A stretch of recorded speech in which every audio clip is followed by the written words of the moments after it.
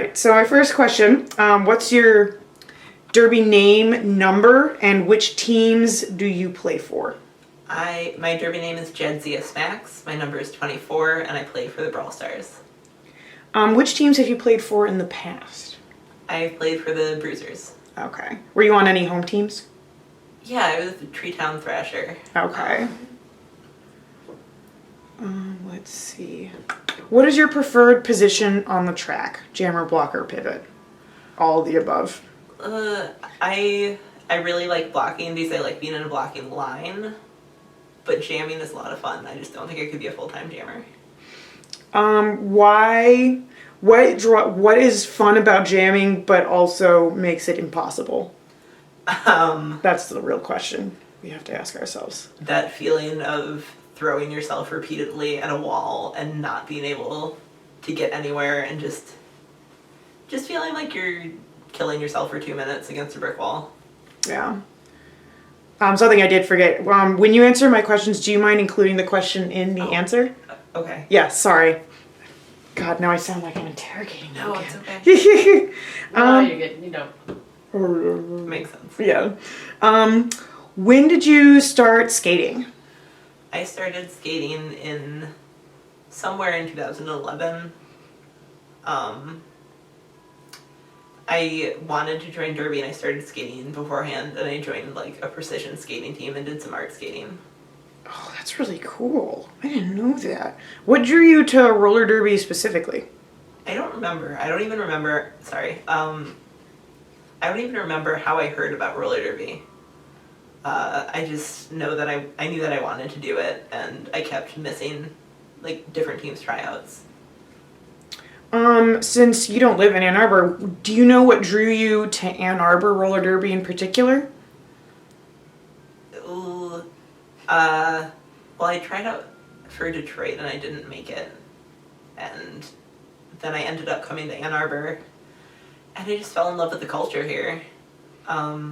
It was so different than what I was expecting, and I didn't feel like I could go anywhere else after that. What was different from what you were expecting, or different from other like leagues you might have been at? I felt like the culture here was different because I felt like we were growing together. It was a newer league, and we were really all building it, rather than it being something established that I was coming into. Okay. What skills did you struggle with in fresh meat, if any? Since you sound like you have previous skating experience. In fresh meat, I really struggled with plow stopping and sea cutting. And that was a skill that I ended up practicing pretty much any time I was on skates. I just had to take time to myself and work on it over and over and over again. And then eventually that turned into me working on hockey stops over and over and over again. Awesome. What is something like a skill, a feat, or a strategy that you can do today that you thought you would never be able to do? If any.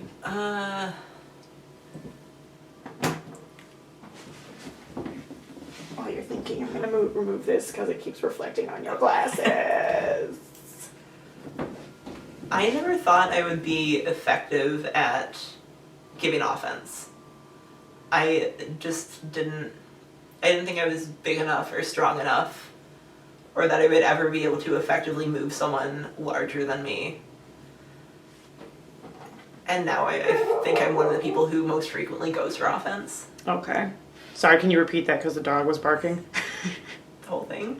Just the, I think I'm one of the people that goes for offense the most. Now I think I'm one of the people in my line who goes for offense the most. Thank you. Can you think of like, what's like the greatest obstacle you feel you've overcome in your derby career so far? Or what is a large obstacle if you can't rate them? I think the largest obstacle I've overcome is my own self-doubt, probably. It took me several years and multiple tryouts to make the Brawl Stars. and that was always my goal. But it wasn't always something that I thought I would achieve. Okay, that's a good story. I know how that feels. What are some past goals you've had that you've met? You kind of already mentioned one, and you can elaborate on it if you want. Past goals that I've had? Yeah, that you've since like met. Okay. Goals that I've met are making the Brawl Stars. That took a lot of hard work and multiple years and multiple defeats that I didn't always think I could come back from. I also never thought I would be a relief jammer for the Brawl Stars. I never thought I would jam for the Brawl Stars, period. That was basically a skill I trained on the Bruisers and then thought I had to just throw away once I moved up. I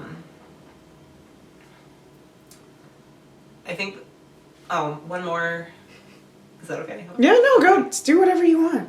I'm also not a natural leader, but when I was on my last season on the Bruisers, I stepped up and ran for captain halfway through the season and took on that role because I felt like I was the best person for it, and that led to a lot of personal growth for me. Awesome. She really wants to be captain of the Bruisers too. Yeah. I don't blame her. What are your current goals? What are things that you're working on, like this season or in the past year?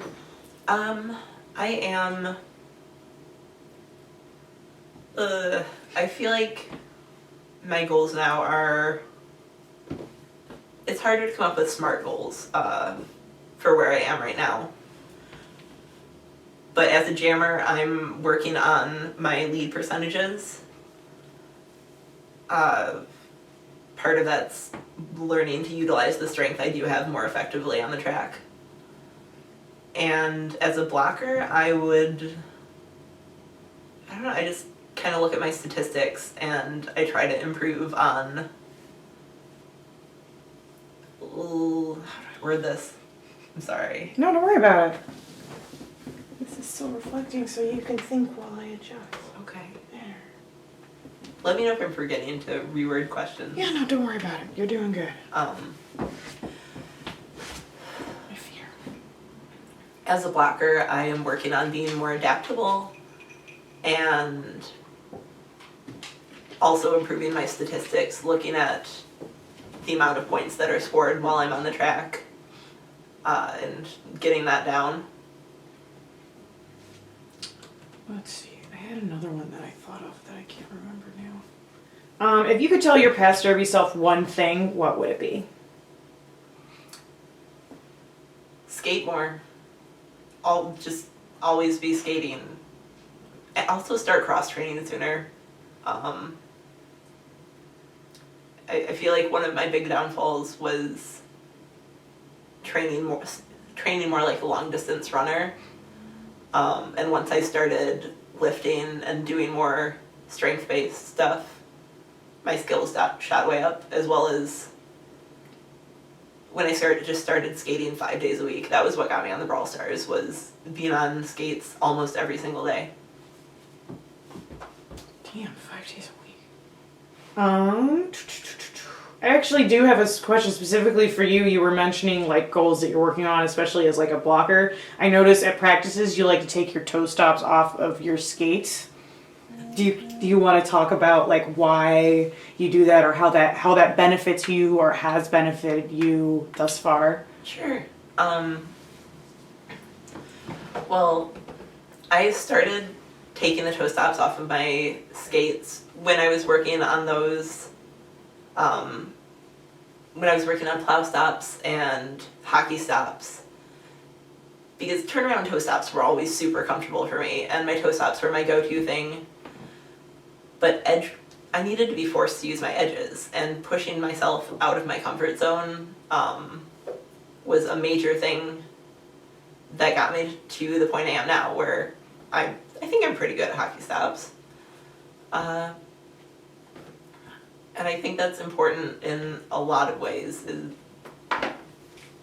even though people thought I was insane when I started doing it straight out of fresh meat, and I think there was actually a training committee meeting about like whether I was allowed to do it and what kind of drills I could participate in. People are less worried about it now, but I still find it really helpful. I didn't realize you'd been doing it that long. I thought it was like some new thing you'd started doing. No. There was a lot of falling. Oh. I was not allowed to participate in contact drills when I started doing it. Oh, okay. Do you have any other comments or insights or like anything that's come to mind that you would want people outside our league to know about roller derby, about your team, about your life experience?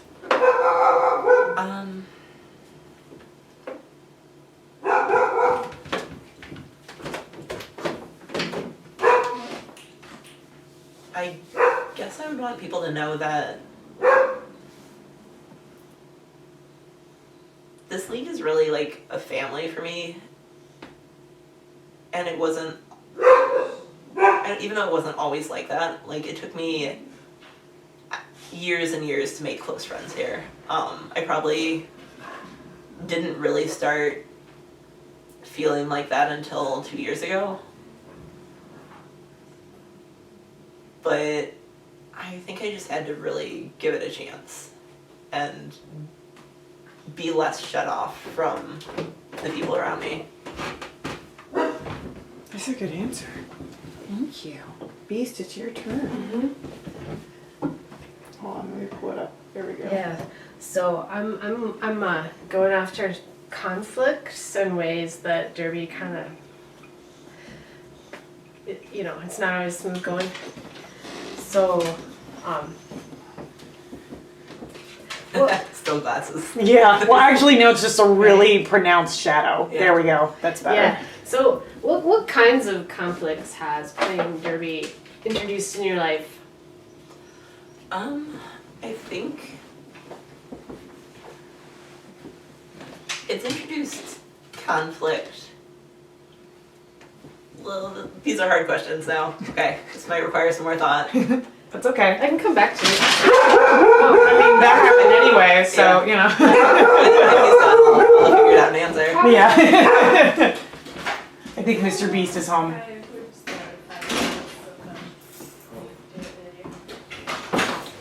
Was I the only one being interviewed today, these Jilly? Yeah, it was you and Jilly, but Jilly left for Jackson about 8 minutes after she was supposed to get here, so we figured yeah. figure we'll have to reschedule. Yeah, But That's fair. yeah. Okay, I've got an answer. Okay, awesome. Okay.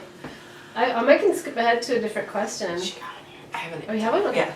Yeah. It's introduced conflict because I have developed a lot of strong opinions about the way things should be done in regards to training and athleticism and safety. And what I see being done isn't always what I think is best. And I've worked on kind of setting those things aside until I can address them in an appropriate way. Are there any conflicts that come up with people outside of derby about derby itself, or about your involvement, or about? I get a lot of people questioning how smart it is to participate in a contact sport, which I think is pretty par for the course with anything that's super physical or risky, but sometimes I wonder how much of it is centered on it being a women's sport.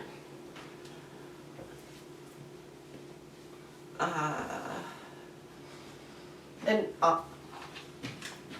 Or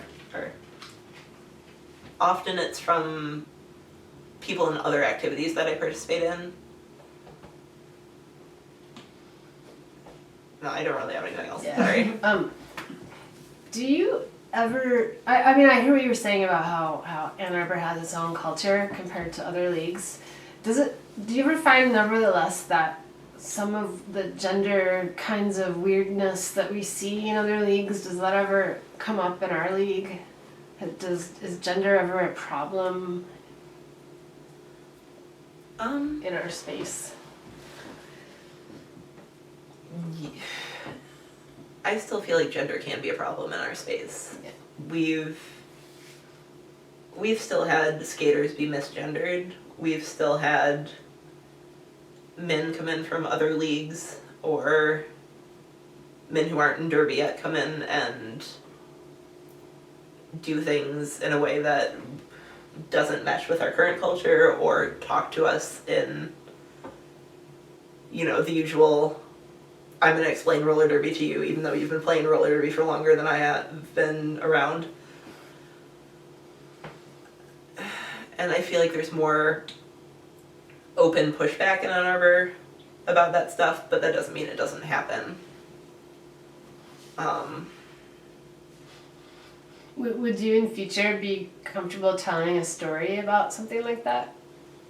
Like a specific incident? Yes. I mean, it wouldn't Would I have have to be to name they. names? No, of course not. Yes. No, but if you wanted to, maybe that would be a theme we could get stories about from people.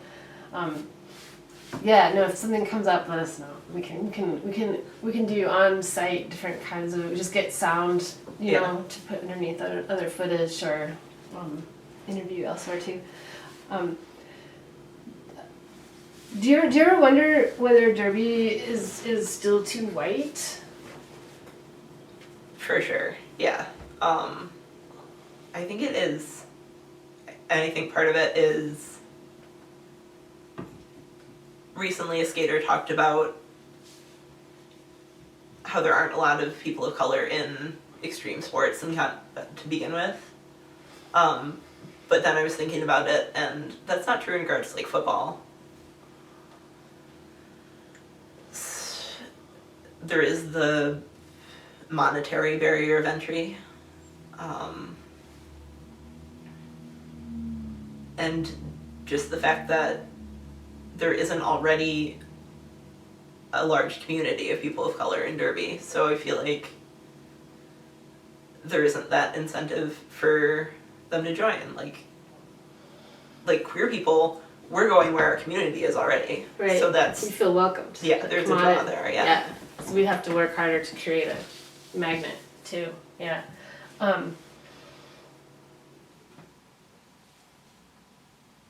So if Derby, okay, so I think Derby brings out the best in a lot of people, and we learn a lot. And is it possible that sometimes it brings out the worst in some people?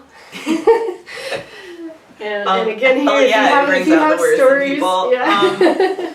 I feel like there are a lot of times where Derby gives some people control that they don't have elsewhere, and then they hold that so tightly that it actually impedes the growth that they want for the league or for their team, or whatever the project is that they're holding so tightly to. And I've seen that a few different times, both in our league and in other leagues. That's a really hard one to ask for stories about, because you don't want to know it, because it's like everyone would figure out. Yeah. Right? I know, it's really, some of these questions are, you don't want to go so far on them, and then... I think that's probably the most diplomatically I can put that. I get it, yeah. Under what circumstances would you walk away from it all? Oh, that's an interesting question for me and where I am right now in my career. Over the last season or so, I've had periods of time where I really resent Derby for injuring me, for preventing me from doing other things that I want to be doing. And when it was just Derby, when Derby was my sport and I had nothing else, like really, really physical going on, it wasn't as big a deal because Derby was preventing me from doing Derby. And now Derby is preventing me from doing aerial. Derby is preventing me from, working on my hand balancing. And it's started to put that time limit on, is this my last season? Is next season my last season? Am I ready to give up that community in order to not be injured? But I also haven't had any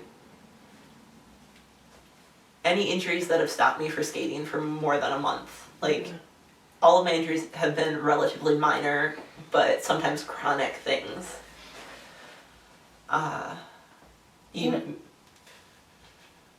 No, you just gave me an idea for a film that might actually follow the topic of what injuries and being on the edge and those times when you're in and out of derby, because most of the documentaries are like in the heart of it, but it could be interesting to see like what's happening when you're kind of when you're floating injured around. and then you have to float and then you try to fit back in and find a job or a role or a way. That could be interesting. I might follow up on that one later. So these are all sort of exploratory questions to see what possible topics and things. Okay.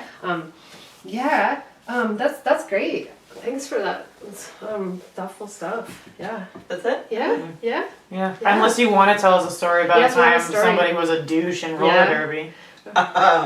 Or a time when you cried is a good one. Yeah. Or, Oh, man. You have a story like something dramatic. Unfortunately, conflict and drama Are hard when they're people who are still active. I know. Yeah. But they make good entrees into thinking about what's the broader political context in which we try to be non-traditionally gendered people doing this sport. So, Well, I cried a lot in derby when I was getting started. Not getting started. Okay, there was this weird period between the end of fresh meet and like when I really started working towards the All Stars, where it was just like on the home teams, and I was not having a great time, and I would show up to practice like almost every single practice crying, and I didn't have any close friends, so no one really questioned me about it. It was just like me in a corner gearing up crying for weeks and weeks and weeks. Yeah, so I feel like it could be lonely. Yeah, derby, you can still be isolated in derby. Yep. When you don't come in and you make those connections right away, it doesn't feel as great as when you have those close teammates and those close friendships. Especially because, and this is off the record, but when some people are really displaying their happiness and their friendships as like being very expressive about how good friends they are with each other, and you're kind of, I mean, for me, that was often it could be like that. Yeah, like quiet people, and then there's like, not that there's anything wrong with like the way. Right. I don't think Bobby and Jax would be offended to say that they're like really expressive close friends. Right. But like it can. That's a different attitude than like us being quiet in the corner, and we still have like close friendships now sometimes. I think that's good. I don't want to put you on the spot anymore. That was really cool. You're looking cut, by the way. Yeah. You look really bummed. Thank you. Yeah. Thank you for coming by, even after quote unquote injuring yourself.